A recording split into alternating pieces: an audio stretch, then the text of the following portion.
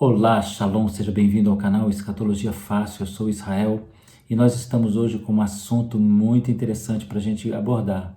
Nós vamos falar sobre Azazel, um personagem que é um anjo caído e que aparece na história do Velho Testamento, dividindo espaço também com outro anjo muito famoso que caiu dos céus e se torna hoje uma celebridade no meio do pecado.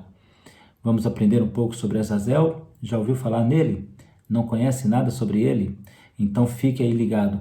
Você vai aprender muito sobre a história de Azazel e vai abrir os seus olhos para muitas coisas que talvez você nunca tenha ouvido falar. Nos acompanhe.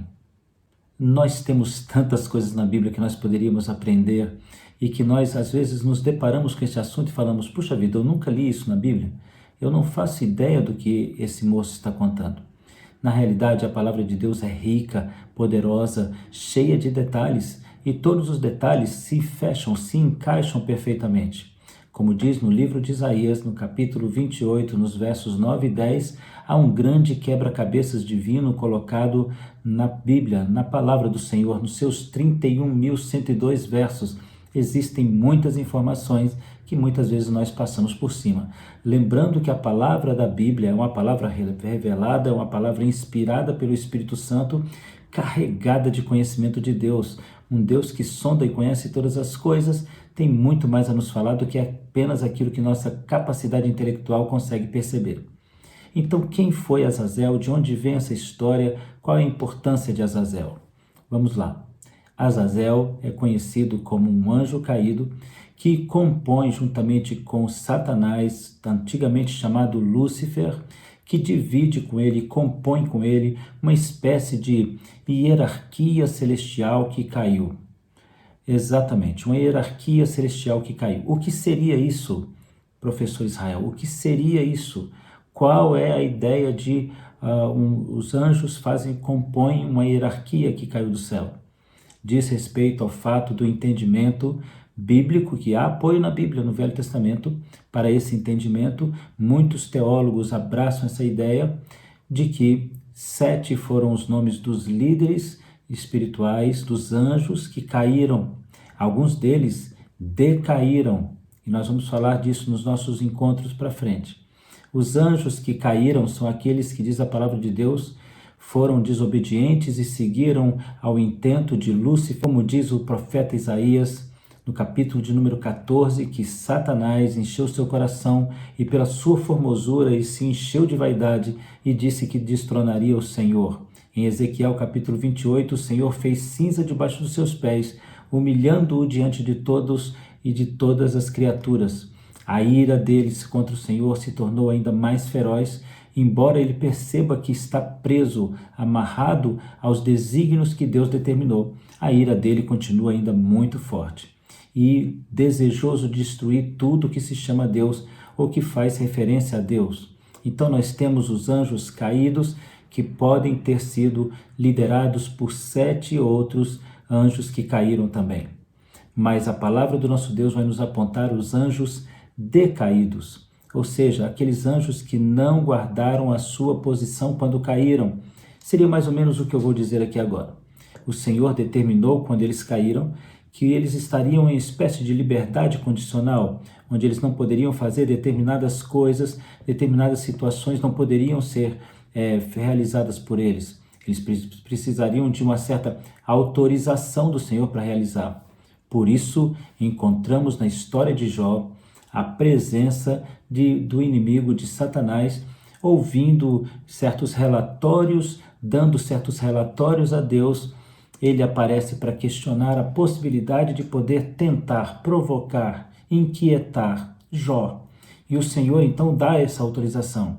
Logo, os anjos caídos são aqueles que caíram, perderam sua glória, perderam sua liberdade, perderam sua autoridade, mas o Senhor lhes permite que alguma coisa seja feita, sendo ele aprovado ou sendo aquela situação aprovada. Os anjos decaídos são aqueles que não aceitaram de modo nenhum esse tempo. E no livro de Judas, a palavra do Senhor diz que eles se rebelaram contra o Senhor, não aceitando os limites que Deus havia imposto. Então esses anjos decaídos foram liderados por 7 outros anjos. Nós vamos então agora entender e compreender como isso acontece então no seguinte, na situação que nós estamos vivendo agora.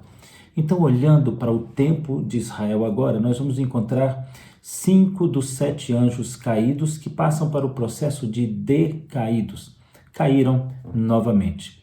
Esses anjos estão aprisionados em prisões eternas, aguardando o dia do Senhor para serem soltos e novamente lançados no lago de fogo e enxofre. Aparece no capítulo de número 9 do livro de Apocalipse, mostrando que estão ali lançados no abismo, numa prisão eterna de anjos, até o dia em que o Senhor irá liberá-los por um tempo e depois estarão sendo levados novamente ao cativeiro.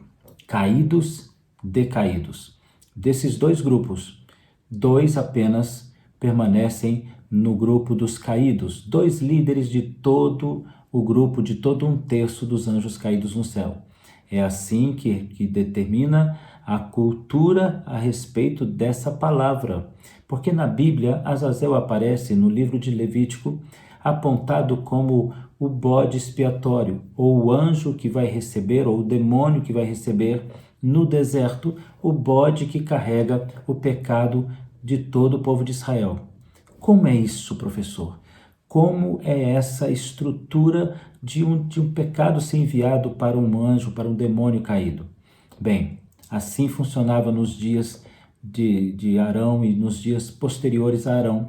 Assim funcionava nos dias de Israel, de Jerusalém, nos dias de Jesus Cristo. Fazia-se o seguinte: diz a palavra de Deus que o sumo sacerdote deveria separar 2 bodes e colocava sobre o chifre deles panos vermelhos. Esses panos vermelhos, segundo diz o Talmude, ficariam brancos caso um deles fosse escolhido para ser o bode expiatório que levaria o pecado de todo Israel. O sumo sacerdote colocava em 2 bolsinhas de couro a palavra Azazel ou para Adonai.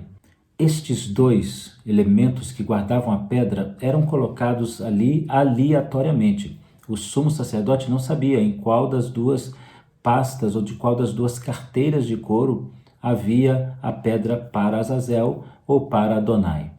Ele então colocava essas carteirinhas de couro sobre a cabeça do animal, fazia uma oração e liberava o animal pelo qual saía o nome para Azazel.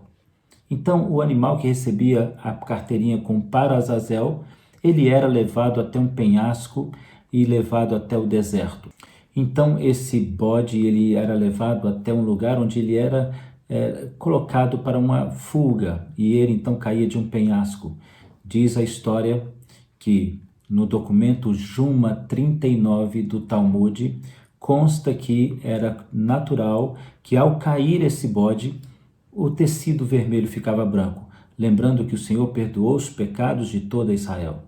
Nesse mesmo documento, Juma 39 do Talmude, diz que há tempos anteriores aos dias de Jesus, até os dias de Jesus, nunca mais aquele tecido ficou branco. Em outras palavras, nunca mais o Senhor aceitou o sacrifício de Israel daquele modo. Azazel, então, seria um espírito maligno que mora no deserto e que perturbaria as pessoas no deserto e que teria um certo controle no deserto. Há paralelo a ele o que está trabalhando nas cidades, o que está trabalhando nas comunidades, que está alimentando toda a malignidade no meio do povo, se chama Satanás, diabo, ou o antigo Lúcifer. A partir daí, então, nós temos o conhecimento de quem é Azazel. No livro de 1 Enoque, Rafael é o anjo que vai trazer a cura e Azazel é o anjo que traz a doença. Então nós estamos agora entendendo um pouquinho sobre quem é Azazel. Ele é conhecido como responsável pelo bode expiatório. E a palavra expiatório significa que ele era o bode que representava o dia do perdão do Senhor para Israel. Caía sobre ele e ele expiava, ele purificava, ele sarava o pecado do povo de Israel. Vamos discutir isso com mais detalhes?